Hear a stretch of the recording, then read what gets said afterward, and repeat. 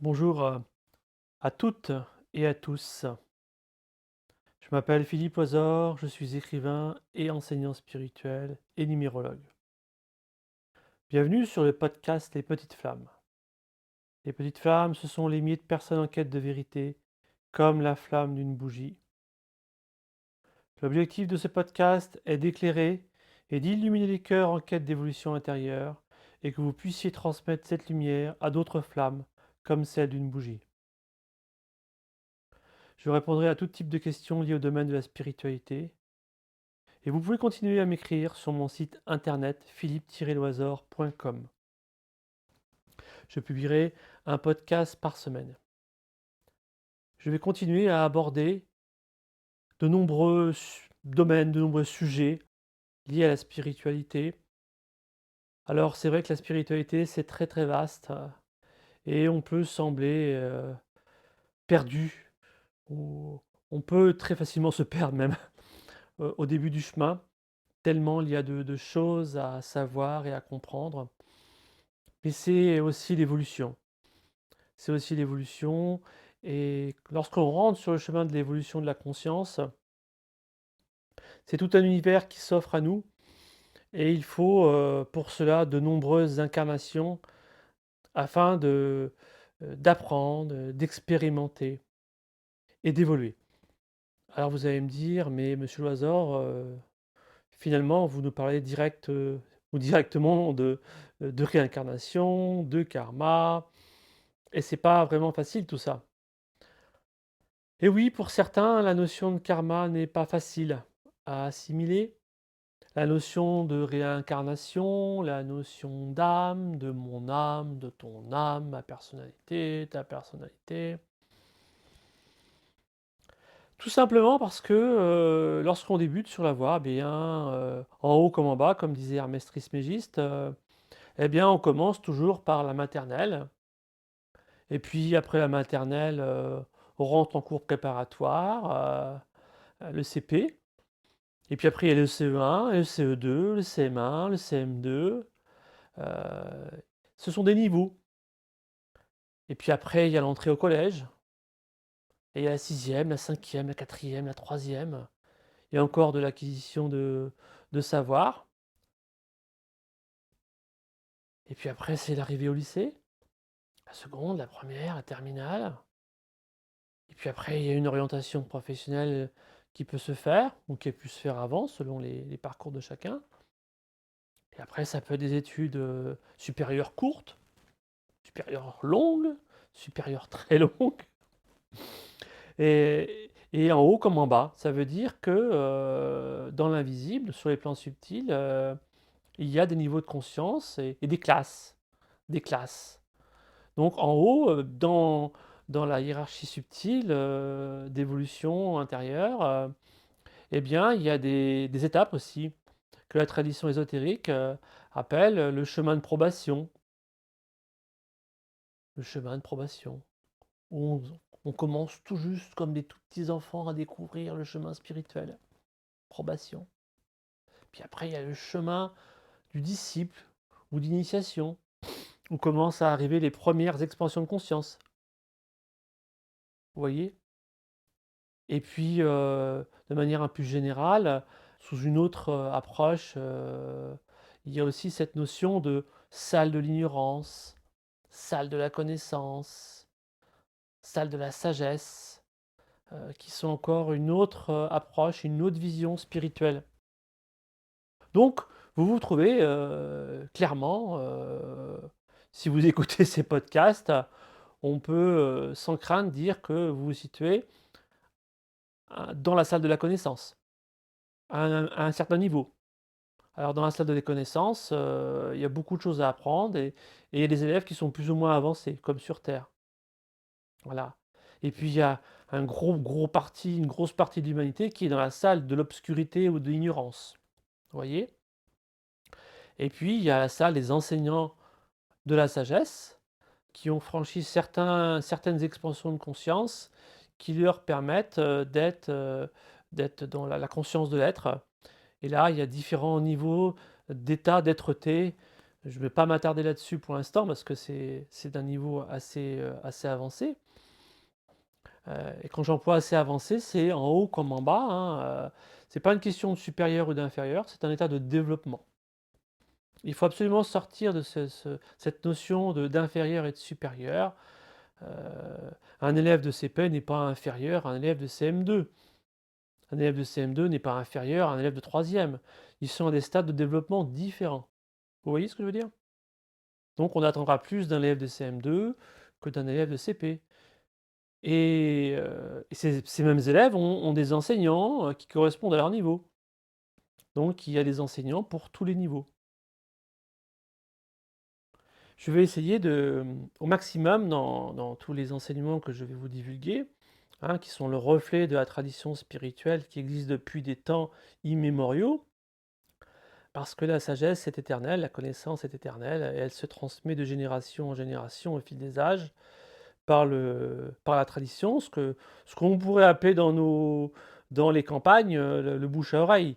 Heu, mais il y a toujours cette tradition, qui fait que les les êtres les plus avancés servent toujours l'humanité. Il y a toujours une notion de service, envers ceux qui sont moins avancés. Donc aujourd'hui, je voulais vous parler d'un sujet que je n'ai fait qu'effleurer, et pour cause, lorsqu'on aborde des sujets comme, la spiritualité ou l'ésotérisme, on peut très vite passer d'un sujet à l'autre, parce que ça nécessite d'être abordé et puis, et puis le temps passe et on n'a pas le temps de tout voir. Donc, aujourd'hui, je voulais vous parler, du Kali Yuga. Kali Yuga. Kali pour fer, Yuga pour âge, l'âge de fer. La tradition nous dit, alors vous allez me dire que je répète toujours la tradition nous dit, la tradition, c'est un immense réservoir de connaissances et de sagesse auquel s'abreuvent tous les maîtres de sagesse depuis la nuit des temps. Donc, on est obligé d'y faire référence. La tradition, c'est ce qui a été éprouvé par des milliers ou des centaines de milliers de disciples et d'initiés, et qui a pour valeur l'expérience, qui a pour valeur l'observation, et qui a pour valeur la réalité éprouvée dans le creuset de notre individualité. Donc c'est de l'expérimentation, c'est du vécu comme on dit. Voilà pourquoi. Donc le Kali Yuga, bah, si je devais faire un peu d'humour, je dirais c'est pas sympa. C'est pas la période la plus favorable, entre guillemets, pour venir s'incarner. Mais c'est une période d'obscurité, c'est une période d'expérimentation, difficile, parce que dans cet âge, alors cet âge qu'on appelle le Kali Yuga, qui est mentionné dans les textes sacrés de l'Inde, les Puranas, est un cycle qui a une durée de 432 000 ans. Donc c'est long. 432 000 ans, c'est long, mais du point de vue de l'âme, qui expérimente l'intemporalité, qui est l'éternité, ça n'existe pas. Comme je vous le disais, le temps est vécu sur Terre, dans la matière, seulement dans notre corps physique. Néanmoins, le cycle, il dure le temps qu'il doit durer, et un cycle succède à un autre cycle, et cela nous amène à cette connaissance qui nous est donnée, c'est qu'actuellement le Kali Yuga se termine, ou même serait terminé, selon les approches des différents, occultistes, très sérieux. Et là, on serait à l'aune d'un âge d'or, d'un Satya Yuga. Donc c'est une bonne nouvelle, que ce Satya Yuga se déverse sur cette terre. Alors l'âge d'or est l'opposé, de l'âge de fer, de l'âge sombre. Et l'âge sombre, est nécessaire pour l'évolution des âmes. C'est par la souffrance que l'âme évolue, et toute une catégorie d'âmes a besoin d'expérimenter l'ombre, l'obscurité, le côté négatif des choses. C'est pour ça qu'en cette période, le mensonge prospère, la jalousie prospère, les défauts prospèrent, tout prospère, les faux buts prospèrent. Le Kali Yuga, c'est l'hérésie de la séparativité. Qu'est-ce que c'est que cette tournure de phrase encore? Alors une hérésie, alors je ne vais pas faire, une étude livresque sur l'hérésie. Mais en attendant, l'hérésie, c'est quelque chose qui n'est pas conforme. L'hérésie de la séparativité, c'est de se croire séparé de Dieu. C'est de se croire séparé de son âme. C'est de croire qu'il y a rien. C'est ça, c'est une hérésie. Voilà. Et donc, ça nous amène à tout un tas de comportements totalement faux. Le Kali Yuga, c'est l'inversion, la science de l'inversion, si on peut appeler ça une science. Tout est inversé dans un Kali Yuga. Tout est inversé dans un Kali Yuga. Alors vous allez me dire: «Mais monsieur Loizor, qu'est-ce que l'inversion?» L'inversion, c'est l'inversion des valeurs. Il n'y a pas de valeur dans un Kali Yuga. Seules les valeurs de l'égoïsme, de la cupidité, de la rapacité, de la méchanceté, de l'accaparement, du pouvoir, de tout un tas de fonctionnements qui sont branchés sur ce qu'on appelle la polarité négative en hermétisme. Et cette polarité négative, elle est là pour expérimenter, faire expérimenter dans la douleur. Alors cette expérimentation, elle nous a été enseignée, hein, c'est pas nouveau, tout est duel dans l'univers, tout a son contraire. Il faut savoir qu'au départ, l'unité suprême absolue, qu'on appelle Dieu, extériorise 2 polarités, le yin et le yang, le bien et le mal. Et l'un et l'autre sont nécessaires, ils sont nécessaires. Donc on ne peut pas combattre le mal, on ne peut que l'absorber en unité de conscience et en synthèse et en amour. Vous voyez? Donc plus on combat le mal, plus on le renforce.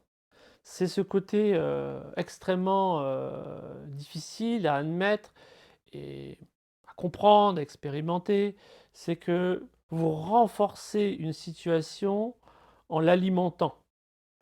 Des situations, difficiles que vous pouvez rencontrer au quotidien, alors je ne sais pas, vous pouvez vous énerver, après votre taxe foncière que vous venez de recevoir, parce que ça commence à vous agacer, ces injustices, toujours avoir des taxes, il y a des jours où on est plus ou moins bien dans la vie quotidienne et ça fait partie de la vie quotidienne.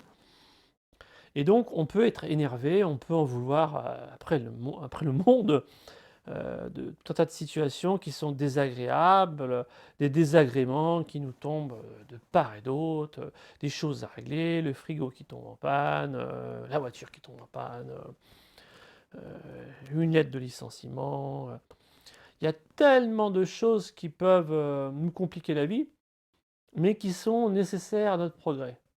Voilà. Et dans un Kali Yuga, il y a beaucoup de chaos, il y a beaucoup de guerres, il y a beaucoup de meurtres, il y a beaucoup de fausses valeurs. Alors les fausses valeurs, ça peut être le développement de structures, qui ne sont pas conformes aux lois divines. Et on l'entend assez régulièrement, aux informations, le trafic de drogue qui se développe, ben voilà, encore une fois, on rencontre ça que dans un Kali Yuga. Voilà. Et on peut même retrouver des réseaux et des structures qui sont complètement inversées, avec une hiérarchie inversée de valeurs, où les défauts, sont monnaie courante, où le meurtre est monnaie courante, les règlements de compte sont monnaie courante, et c'est totalement, hors loi universelle. Parce qu'en fait, tout est soumis à la loi de karma.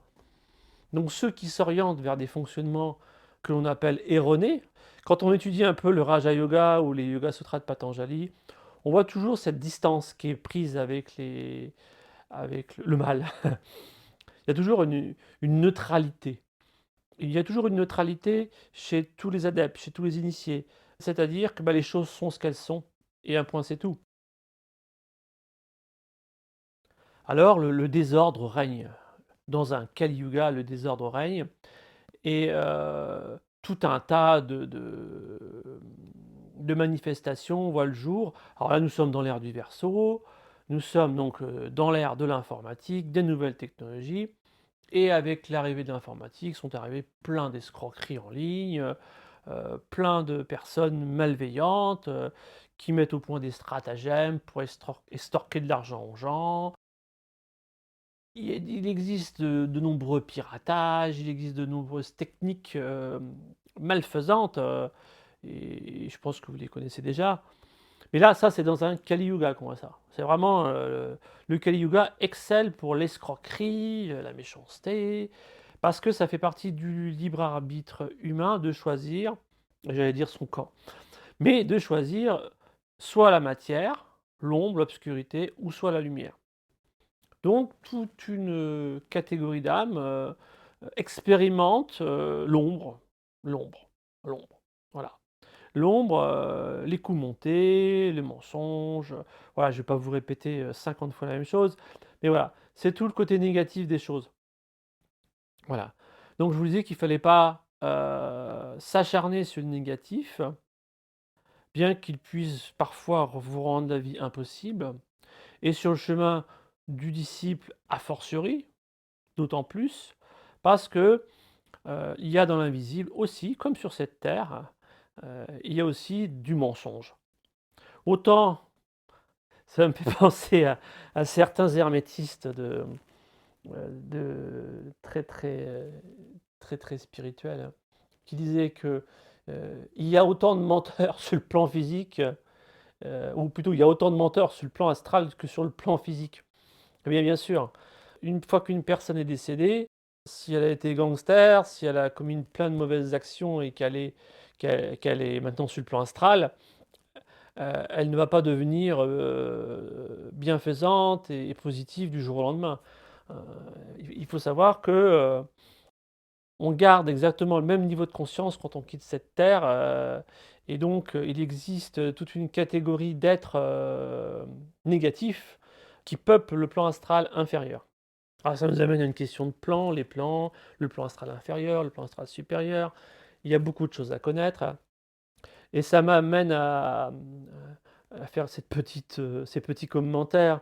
Je ne sais pas si vous avez connu, ou vous connaissez cette série, qui s'appelle Charmed, avec les sorcières, les sœurs Halliwell et je trouve rigolote cette série parce que, le créateur, le réalisateur s'est inspiré évidemment de textes ésotériques, spirituels, et on retrouve plein de scènes qui finalement sont à peine fausses.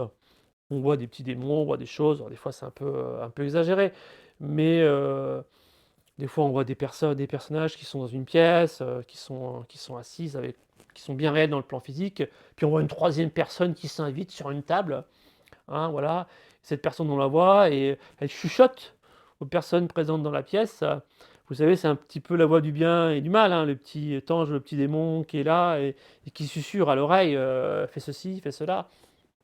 Bah, tout ça, bien sûr, c'est vrai, ça existe. Hein, les mauvaises pensées, bien sûr, ça existe, tout cela existe, il y a bien dans notre époque totalement stupide, Kali Yuga. Dans un Kali Yuga, la stupidité peut se faire passer pour la connaissance, vous voyez? C'est ça l'inversion des choses. Le Kali Yuga, c'est l'inversion des valeurs. La stupidité est proclamée intelligence, vous voyez? C'est ce que j'explique dans un de mes poèmes, parce que vous verrez, j'utilise beaucoup l'humour, dans les podcasts aussi, dans mes livres aussi, parce qu'il y a rien de tel que l'humour, il y a rien de tel que le second degré ou en troisième degré, il faut en faire un usage modérément parce que c'est pareil, si c'est pas bien compris comme il faut, c'est mal interprété. Vous voyez? C'est peut-être dire son contraire, vous savez? C'est ça le véritable humour, c'est de dire son contraire pour dénoncer quelque chose et heu et c'est une formule, bah, qui porte à l'exagération pour choquer et puis pour dire: «Bah, allez, voilà, c'est bien, faites ceci, faites cela» ou exagérer une situation, voilà. Je ne vais pas aller trop loin sur ce sujet, mais voilà. Donc le Kali Yuga, bah, c'est la fin quand même, c'est la fin du Kali Yuga et c'est le début de l'âge d'or. Et ça, c'est le point sur lequel je dois insister, c'est le début de l'âge d'or qu'on appelle le Satya Yuga. Alors le Satya Yuga, il en a été beaucoup parlé dans des enseignements de pure lumière, authentique, véridique. Et là, je fais référence à un des rares enseignements, donc je peux confier conseiller la lecture. C'est l'enseignement de Helena Rurich, à travers ses livres sur l'Ani Yoga, sur la hiérarchie, le cœur. Et c'est un enseignement pour ceux qui veulent évoluer, pour ceux qui veulent se transformer et qui ont ressenti l'appel. D'ailleurs, il y a un petit livre qui s'appelle L'appel dans les livres d'Ani Yoga, et c'est l'appel du cœur, c'est l'appel de l'âme. C'est l'appel qui vous dit, mais oui, écoute, écoute, écoute la petite voix de l'âme. C'est ce qui pousse à évoluer, ce qui pousse à évoluer et à se transformer. C'est la voix de la conscience. Donc le Satya Yoga, c'est une opportunité qui est donnée depuis, depuis déjà même, on peut dire, une centaine d'années, avec déjà l'arrivée de nombreux occultistes, mystiques, aux quatre coins du monde, et des personnes vraiment tournées vers le bien, et qui ont laissé un enseignement pour éveiller les consciences. Donc voilà, ce podcast sur le Kali Yuga, eh bien, se termine. Il faut retenir que nous terminons un âge sombre, mais qui n'est pas complètement terminé, bien sûr, hein. Il faut l'appel, et j'encourage vraiment à vous orienter vers le chemin de la conscience, le chemin de la vérité, de faire les bonnes lectures, et puis de savoir que rien n'est perdu et que l'humanité va se transformer grâce à l'apport de chacun, à l'apport justement de ces petites flammes. Et je tiens beaucoup à ce mot petite flamme parce que c'est une forme de contagion spirituelle. Et si chacun se change et se transforme, comme je le dis de nombreuses fois, intérieurement, alors sans faire de prosélytisme, hein, je vais peut-être terminer par ça. Il ne faut pas convaincre et forcer les gens à évoluer. Mais par petites touches, à ceux qui sont prêts, vous pouvez transmettre. Voilà. Donc ce podcast, voilà, il touche à sa fin. Je vous encourage à évoluer, à méditer et à faire de très belles lectures et de consacrer un petit moment le matin, le soir, dans la journée, à repenser à ces podcasts et à vous abreuver en messages de paix. Voilà, je vous dis à bientôt et puis surtout, pensez par vous-même.